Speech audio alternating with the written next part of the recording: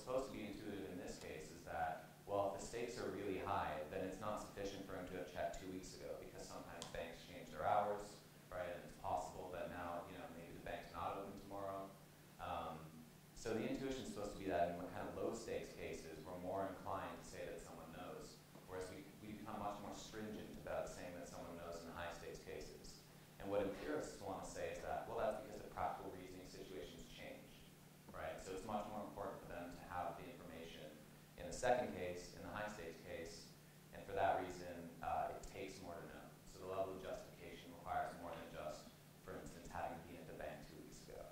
So that's roughly the kind of story that the empirists want to tell. So in a very recent paper by Jessica Brown and Deuce called Empiricism, Practical Reasoning, and the Threshold Problem, Jessica Brown considers this view, considers this solution to the threshold problem, and she raises some really good objections to the various ways of understanding the empirist view, and she wants to argue that empiricism doesn't provide a good solution to the threshold problem. So the kind of solution that was just suggested, she thinks isn't a good one. So what I want to do in this talk is to essentially look at the kinds of empirism. There are basically two types, I think, two ways of understanding empirism. Look at what these views, what their commitments are.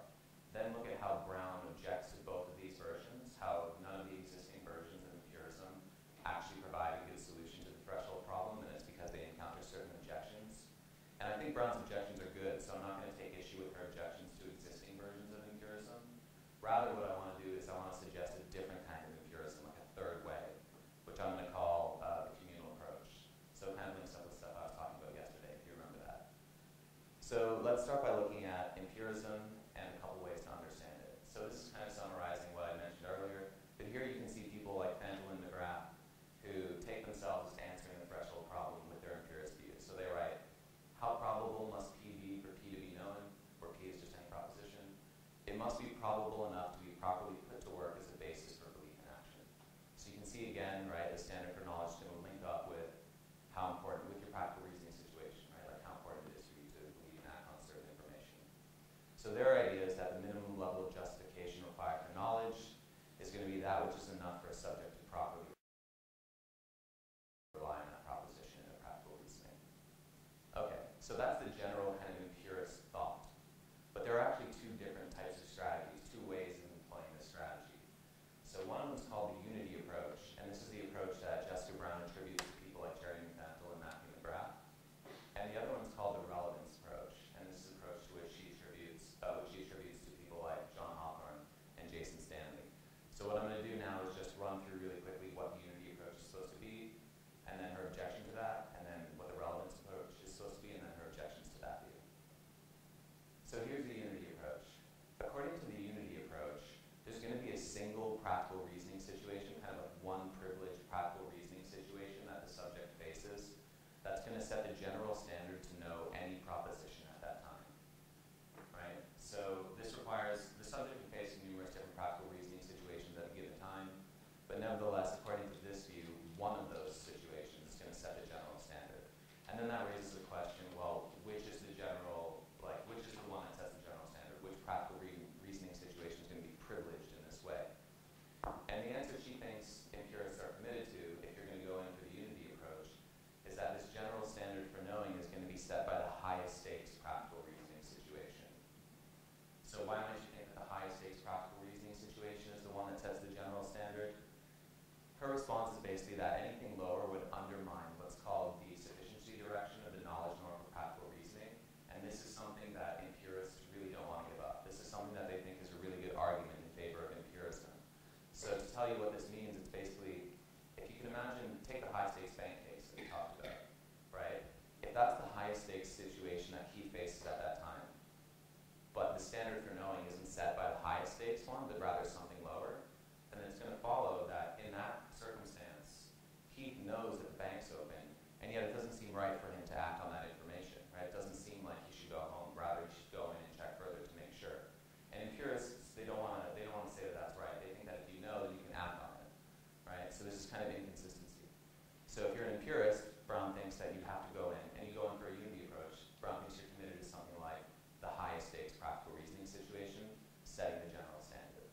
So that's the unity approach on one side. Brown has this objection to the unity approach.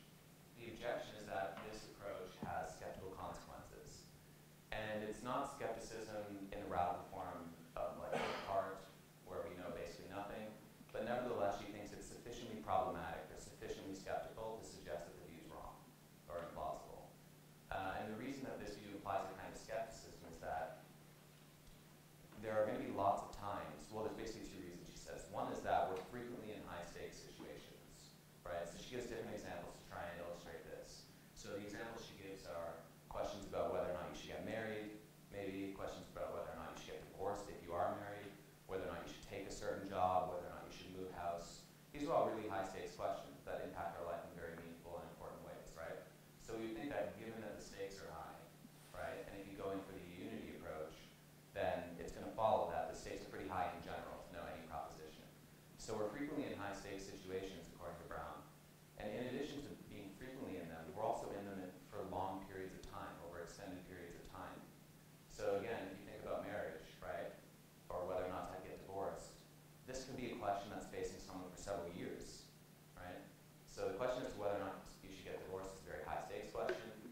it's something which you're confronted with over a period of, say, several years.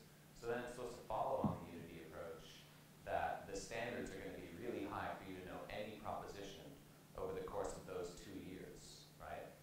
And from that, it's going to follow that it's really hard to know anything during that time. And that seems implausibly skeptical to her, right? Because there are lots of things that we seem to know, and they don't go away when we're just facing this one kind of really high practical reasoning situation over a long period of time. So this is her main objection to the unity approach. I'm not going to question it. I'm happy to grant it for the sake of argument. So she thinks that instead we should maybe turn to what's called the relevance approach. And the difference here is that the epistemic position required to know, according to the relevance approach, is going to differ depending on which proposition you're interested in. Right? So it's not that there's going to be one general privileged practical reasoning situation, which is the highest stakes practical reasoning situation that sets the general standard, but rather the standard's going to be set depending on which proposition we're interested in at the time. Right? So it's going to be more proposition relative in this way, rather than set by just one general standard. So to give you another example, go back to Keith, right, in the high stakes situation. This is a case in which for him to know that the bank is open, he needs to do more, right? He needs to do more than just having checked last Saturday. So the standards are high for that, to know that proposition. But they're not as high to know, say, whether or not there are daffodils in the local park, assuming that's not a high stakes situation, right, where it's really not important to Keith whether or not there are daffodils in the local park. He can come to know that proposition on the basis of lower justification, and he could on the basis, then he could given the amount of justification required for the high stakes bank situation. So it's proposition relative in this way, and that's why it's called the relevance approach, because we're looking at which proposition is relative to your practical reasoning situation. So Brown has two objections to this kind of approach, to this way of understanding empiricism. The first is what's called the problem of weak justification. So what this is essentially this thought that what do we say about propositions that are relevant only to actions with very low stakes, right? So there are some things that just don't matter to me at all, some propositions that don't really matter to my practical reasoning situations, the stakes are really low. According to the relevance approach, it's going to follow that in such situations, you can know these propositions on the basis of super low evidence, right? And she thinks that's a problem because knowledge doesn't come that easy, right? And it's not the case that you know or don't know, just whether or not you care or don't care about an issue, right? So if you really don't care about an issue, it's super easy to know according to this view. Whereas if you care a lot, it's a lot harder to know. And she thinks that this makes knowledge too easy. So it can either be called the problem of easy knowledge or the problem of weak justification.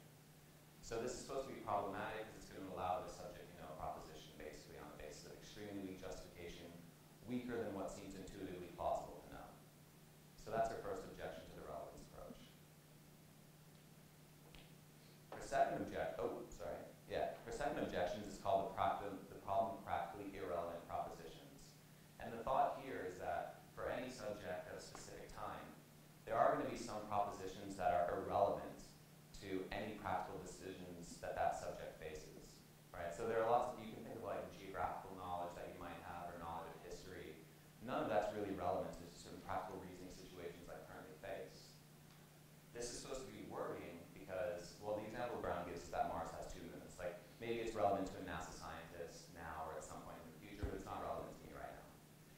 This is supposed to be worrying because in such cases, if really the threshold or the standard for knowledge is fixed by your practical reasoning situation, but it just doesn't link up with any practical reasoning situation, then it looks like you're committed to saying something like knowledge is just going to be indeterminate in these cases.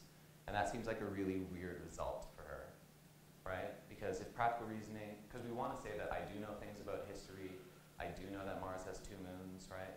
Even though this doesn't really connect up with any practical reasoning decision. So it's unclear how to set the standard. So that's her worry about, that's her second worry about the relevance approach, that it commits you to saying something like, for these types of propositions, knowledge is just indeterminate, and that seems impossible. Okay, so now I want to sketch my proposal, which is this communal approach. And again, this is going to go over some of the stuff I talked about yesterday, but I'll try and be sufficiently informative for those of you who weren't there without being so redundant for those of you who were there. So the communal approach is this, it comes from a book that was written by Edward Craig in 1990. The book's called Knowledge and the State of Nature. And in that book, Craig hypothesized that the function of the concept of knowledge is basically to identify sufficiently reliable informants for members of your community. Right? So where someone satisfies a particularly high standard such that they're good enough for most people, for the community at large. And I mentioned these points yesterday, so I'll just go through them really quickly today. Some support for this hypothesis is basically this. First, humans need true beliefs about their environment. Second, they were going to require sources of information that's going to lead to true beliefs. Third, one of the easiest ways of acquiring this kind of information, true information, is by asking other people, right? But on any issue, some people are more and less reliable.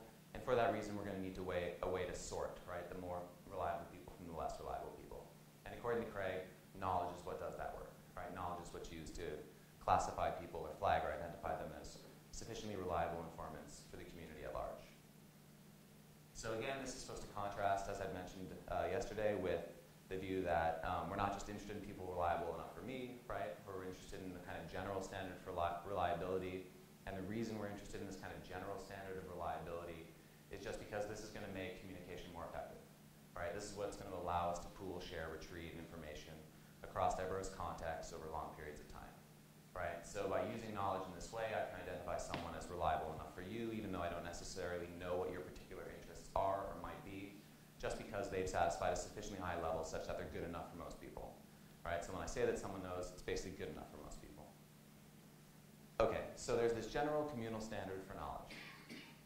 The way I like to understand this view is based on a relevant alternatives model. I don't think you have to understand it this way, but this is just the way I like to understand it. So the question, right, is what does it take to qualify as knowing that P for some proposition? And the answer I want to give is basically this. One's epistemic position is going to have to be strong enough to eliminate all of the not P possibilities that are going to be the relevant alternatives to the members of your epistemic community. This is, of course, very vaguely formulated. It raises the question, well, which alternatives are relevant to the members of your epistemic community? Lots of people don't like the relevant alternatives approach because they think it's been pretty vaguely formulated. I think it is somewhat vague, but I think you shouldn't demand more precision than is required of the subject matter, as Aristotle would say. Bertrand Russell is also someone who thinks that knowledge is vague, right? So there's this idea that, well, you know, we grow up into a practice and we're all pretty good at identifying the kinds of possibilities or alternatives that we think are relevant versus that we think aren't relevant, right? So the example, kind of silly example that I gave yesterday is, I don't need to rule out the possibility that my cat's been turned invisible in order to know that my cat's not in the study, but I do need to rule out the alternative that my cat's maybe hiding behind the door, because the cat tends to hide behind the door, right? So there are some alternatives that we think just aren't required to rule out to know, and some that we think are required, right? And I think there'll be rough convergence on this, and in that way, the view's not so insufficiently precise that we can't really understand it, but it's also not more precise than we can give, given the fact that knowledge isn't a very precise concept. Okay, so this is a kind of what I call communal empirism. And it's a communal empirist view because the practical stakes of different people are going to set the general standard for knowing. So there is some kind of pragmatic encroachment here. And also there's going to be cases in which a specific subject is facing a particularly high stakes practical reasoning situation, and the general standard, the kind of communal standard, isn't going to be good enough for them. So in general, it might be good enough for us that if you've been at the bank 2 weeks ago, you know, right, that the bank's open on Saturday. But when a lot's at stake for someone, the standard for them, the kind of public standard, the communal standard, isn't going to be good enough, right? They're going to demand more of an informant. And I think this makes a lot of sense because when you think of ourselves as recommending people as informants, right? If we're someone who's using knowledge to identify someone for someone else's purposes or practical reasoning situation, then it doesn't seem like we should recommend informants to people when we recognize that they're asking for someone especially demanding, more demanding than what's usually required of the public, right? So this is going to be a case in which it doesn't seem like we should say that they know, because know is supposed to flag someone who's reliable on which people can base their actions, but I recognize that they're not good enough in this case for you. So I withhold my ascription of knowledge, so it doesn't seem like the person's supposed to know according to this. Which I think is a very plausible view and falls out quite nicely from the sort of general story about the communal approach that I'm giving. So in this way, you might ask, one worry is that there's this general standard, and the general standard looks like a kind of invariant standard, and that might raise the question as to whether or not this really is empirism. But I do still think it's empirist because what the general standard gives you is something like a sufficiently high default, right? It's the way in which we ordinarily talk about knowledge when we don't have people's particular interests mind. But nevertheless, when we recognize that their interests go higher, or they're more demanding than usual or the normal situation, what we're going to need to do is crank the epistemic standard up, right, in order to kind of cater towards their particular interests in a given case. So the communal standard is something that's like necessary to meet. The communal standard of justification is necessary in order for you to know. But there are going to be certain situations in which it's not sufficient, right? And those situations are going to be the ones where the practical reasoning situations especially demanding, where the stakes are especially high. Okay, so that's roughly the communal view. Now in one slide, I'm going to try and explain how this view doesn't succumb to any of the objections that Brown has raised against the unity approach and the relevance approach. So we'll start with the two objections to the relevance approach. So one of the objections was this problem of weak justification, or the problem of easy knowledge, right, which was the idea that, well, if something's not really important to me, then it's really easy for me to know that thing, but that seems implausible because knowledge doesn't come that easily. And my approach doesn't really succumb to this worry, I think, because the general standard's got to be sufficiently high for people at large, right? So even if I don't particularly care, someone might, right? And the standard for knowledge is going to be higher because we have to cater to the possibility that there are people out there for whom this information might be important, right? So even if I don't care, I might come to care in the future, or someone else might care now, or someone else might care in the future, right? And knowledge is supposed to flag someone who's kind of sufficiently good for all those potential practical reasoning situations. So it's not going to drop super low just because I don't care. So it doesn't succumb to the problem of weak justification. The next one is the problem of practically irrelevant propositions. And again, this is kind of a related answer, but Brown thinks that, right, there are some propositions that just aren't connected up with any practical reasoning situation we currently face, like that Mars has two moons. I think that's right, but it's wrong to tie knowledge to the kinds of practical reasoning situations I'm facing, right? Because on this communal approach, it's not just my interest, but it's the interests of other possible informants, like whether real ones are even potentially possible. So if we take the case of Mars having two moons, right? We can imagine that there are NASA scientists who've like talked about this question. They need a certain level of justification in order to make that claim. It's not really connected up with any practical reasoning situation I face, but presumably it's been connected up with practical reasoning situation faced by some people who are interested in this question, right? And because we need a standard such that it's good enough for those kinds of people as well, it's going to connect up with someone's practical interests, right? So even if it doesn't connect up with mine, it connects up with some practical reasoning situation. And that doesn't leave knowledge indeterminate in the kind of worrying way that Brown thought. And then the third one is the problem of skeptical consequences. And this was a problem for the unity approach. And the way this problem came about was, well, if you're a unity approach empirist, you're someone who thinks that the highest stakes practical reasoning situation is going to set the general standard to know anything. But I don't go in for anything like a unity approach. Mine's kind of a mixed model. So there's a unity style to my communal approach where the unity comes from the general standard, right? That's supposed to be sufficiently good for most people. But in some situations when you're facing an especially demanding informant, when someone's in a particularly high stakes reasoning situation, then you kind of go relevant, or you go to something like the relevance approach. So there's this general communal standard, right? And that's not so high that it entails that we basically know nothing. However, there are some practical reasoning situations where we recognize that someone's demanding more of an informant, so the standard for knowing goes up. But it only goes up in those practical reasoning situations. It doesn't set the bar across the board. What sets the bar across the board is the general standard. And then we can sort of crank it up just to cater to specific situations. And in that way, I think that the three objections that Brown raises to different kinds of empiricism really don't